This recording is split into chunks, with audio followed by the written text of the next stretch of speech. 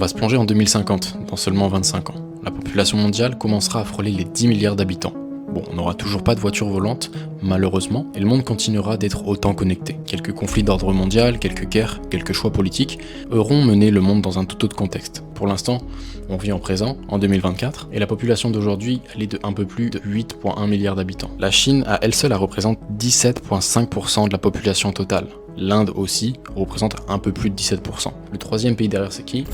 C'est les États-Unis, avec 4,2%, et pourtant c'est la première puissance mondiale. Avec toute la croissance en population et l'explosion démographique qu'il va y avoir d'ici 2050, tout ça accumulé avec tous les problèmes politiques, tous les changements dans le monde des affaires, on peut se demander ça va être quoi les langues qu'on va parler en 2050 ? Est-ce qu'il y aura des changements ? Et il y a eu des prévisions en fait qui montrent qu'en 2050, ce qui n'est pas une surprise, la Chine va continuer son ascension et elle devrait passer première puissance mondiale d'ici 2050 devant les États-Unis. Et le mandarin va devenir une langue d'affaires encore plus utilisée, déjà qu'elle est énormément utilisée dans le monde des affaires, mais elle va passer dans le premier plan. Il y a l'Indie aussi qui devrait continuer son ascension de par l'explosion démographique de l'Inde qui va passer de 1,4 milliard d'habitants à 2,2 milliards d'habitants. C'est énorme, c'est presque 800 millions de personnes en plus. Le Bahasa Indonesia, qui est la langue parlée en Indonésie, va aussi exploser avec l'augmentation de son nombre d'habitants qui va passer de 275 millions à 315 millions d'ici 2050. Bon, on est d'accord, l'anglais devrait rester la langue la plus parlée dans le monde. Et c'est pas seulement en 25 ans que tout ça va changer. Quand j'ai fait mes recherches, j'étais grave surpris parce que j'ai vu qu'il y aura un gros retour du français. C'est expliqué de par l'explosion démographique des pays africains francophones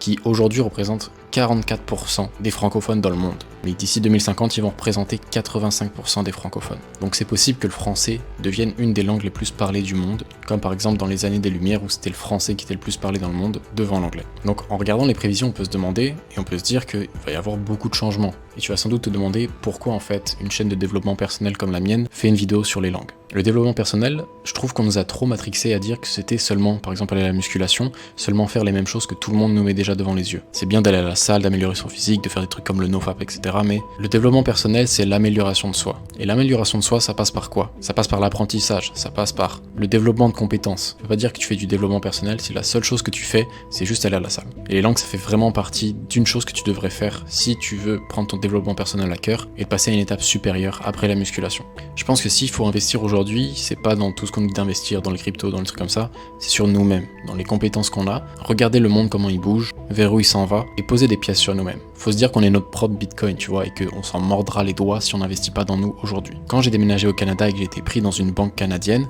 j'étais trop heureux d'avoir appris l'anglais. Le fait d'être bilingue, en fait, ça m'a fait que j'ai été automatiquement engagé. Et je sais très bien qu'il y avait beaucoup de Français qui postulaient, je voyais les entretiens, ils étaient explosés en anglais. Si je t'ai mis ces statistiques devant tes yeux, c'est pour te poser et te dire que le monde que tu as en face des yeux aujourd'hui, c'est pas le monde complet. Malheureusement, tu pourras jamais voir le monde entier, mais en parlant qu'une seule langue, c'est comme si tu regardais le monde avec un seul œil. Et ce seul œil-là, il est entrouvert, il est même pas bien ouvert. Donc tu peux pas voir absolument tout ce qui t'entoure. Plein de choses que tu loupes ou que tu peux pas comprendre simplement parce que tu te limites à une seule langue. Et même si j'ai mis en avant que le français va potentiellement devenir une langue du futur, faut pas se reposer sur ses acquis. Et rien que d'apprendre l'anglais, c'est la base. C'est ultra important. Apprendre l'anglais, ça t'ouvre énormément de portes, de par exemple le contenu que tu peux consommer, rien que sur YouTube, les livres que tu peux lire sans que la traduction abîme en fait ce que l'auteur voulait vraiment dire. Et comme je t'ai dit juste avant, ça te donnera accès aussi à de meilleurs postes si jamais t'es intéressé. Parce qu'évidemment, si une entreprise a le choix entre deux candidats, un qui parle seulement le français et un qui est bilingue, ils vont pas hésiter. Parce que imagine au bout d'un moment, t'es confronté à une situation où tu fais face à un anglophone, tu vas vite être dans un cul-de-sac en fait, tu pourras rien faire. Alors que cette personne qui connaît l'autre langue va pouvoir évoluer, va pouvoir faire des choses différentes. Et s'il y a une opportunité par exemple à l'étranger, c'est cette personne-là qui va pouvoir la saisir. Mais je trouve que le truc le plus important dans l'apprentissage d'une langue, comme j'ai pu le faire par exemple pour l'anglais, c'est toutes les aventures que ça peut te donner. Si j'avais pas appris l'anglais quand j'étais plus jeune, jamais j'aurais pu voyager au Canada, faire ce que je fais aujourd'hui, être pris dans le poste que j'avais été pris. J'aurais jamais pu faire un visa au Canada et aussi facilement trouver du travail. J'aurais jamais pu voyager dans tous les pays dans lesquels j'ai voyagé, comme par exemple la Pologne, Porto Rico, les États-Unis, le Canada, sans avoir appris l'anglais parce qu'on m'aurait pas compris. Ça aurait été difficile pour moi par exemple de trouver des endroits, de faire des connaissances, seulement en utilisant le français. Aujourd'hui, si je veux, je peux aller dans la rue, aller parler aux gens en anglais facilement. J'ai pas de problème avec ça, je peux me connecter avec n'importe qui. J'ai plus de possibilités sur le contenu par exemple que je peux consommer. Et donc parler une autre langue, ça m'a permis d'ouvrir une porte sur le monde qui aurait été fermée si j'avais pas appris l'anglais. Comment j'ai appris l'anglais ? J'ai appris l'anglais avec les jeux vidéo. À l'époque, quand j'avais 11 ans, j'avais une version piratée de Minecraft et tout le jeu était en anglais. Et donc dès 10 ans, j'ai un peu été forcé d'apprendre parce que sinon j'aurais rien compris. Et j'écoutais que des musiques en anglais et aussi j'ai appris l'anglais sur les lobbies de Call of Duty où tout le monde s'insultait en anglais à l'époque. C'est peut-être pas la meilleure façon d'apprendre, mais c'est comme ça qu'on apprend. On apprend en fait en faisant un environnement. Et le mieux pour apprendre, c'est utiliser un maximum de sens, que ce soit l'écoute, le parler, le regard, soit absolument tout en fait. Aujourd'hui j'ai 23 ans et je suis content de pouvoir parler plusieurs langues, ça me donne accès à plus de choses. Si je veux partir dans un autre pays, je peux. S'il y a des opportunités que je veux aller chercher, je peux voyager, c'est pas un problème. Parler français, anglais, espagnol, un peu de japonais, et j'ai commencé à apprendre le mandarin. Et qu'à la base je devais partir au Japon pour faire un visa qui malheureusement a pas eu être possible. Attends, je vais essayer de sortir une phrase en japonais. Nihongo dokugaku deshita, demo zenbu wasureta. J'ai peut-être plus les mêmes connaissances qu'avant parce que je le pratique plus, mais c'est resté dans moi. Et ça, c'est, si tu travailles un petit peu dessus, c'est une compétence qui va rester toute ta vie et dont tu seras fier. Quand j'ai évoqué l'idée d'apprendre une autre langue, j'ai fait un sondage sur YouTube pour savoir si les gens étaient intéressés d'apprendre. On m'a répondu ça.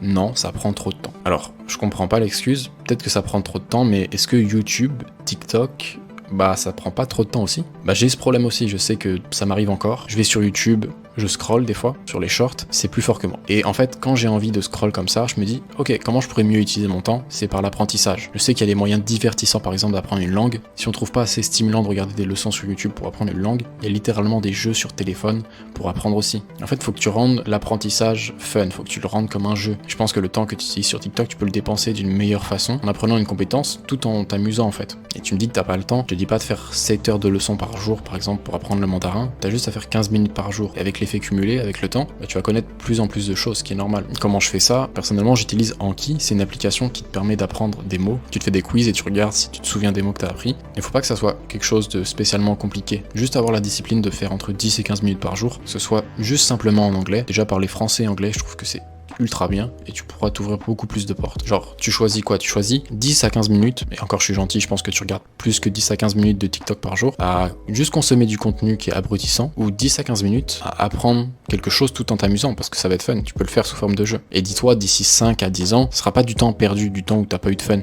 Ça va être une compétence que tu as développée et que tu pourras utiliser si jamais tu veux, par exemple, voyager. Parce que, je te jure, aujourd'hui, je remercie le mois du passé qui a appris l'anglais. Je me souviens quand j'étais en cours, tout le monde était éclaté en anglais. Aussi, les profs rendaient pas les cours intéressants. Je sais qu'il y a beaucoup de gens qui veulent voyager, mais avec un niveau d'anglais terrible, tu pourras pas voyager, tu pourras pas faire spécialement grand chose. Je sais que moi, je passe 15 à 20 minutes par jour à apprendre du mandarin. Je sais que je vais pas spécialement l'apprendre en 2 ans, 3 ans. Même si ça met 10 ans, c'est pas grave. Mais c'est une compétence que je vais avoir développée. Et je pense que les seules excuses qu'on a pour pas apprendre de nouvelles compétences ou échanger ce temps, c'est juste qu'on est trop confortable avec nos mauvaises habitudes. Parce que changer, c'est inconfortable. Et encore, je dis ça, mais je te conseille de le faire sous forme de jeu. Peut-être ça prendra plus de temps, parce que je pense que le monde est trop grand pour se limiter à une seule langue et une seule culture qu'on nous met dans nos mains quand on est en fait. Et on le sait très bien, Internet c'est la plus grande bibliothèque du monde. Tu peux littéralement apprendre tes cours toi-même, si t'as pas envie d'aller payer un prof, si t'as pas les moyens, mais Internet c'est la meilleure chose. T'as toutes les ressources dessus, t'as pas d'excuses. Pourtant, nous on fait quoi? On consomme les mêmes trucs abrutissants tous les jours dessus, et je trouve que c'est vraiment dommage en fait, de mal utiliser Internet. Et comme je t'ai dit, avec les prévisions pour le futur et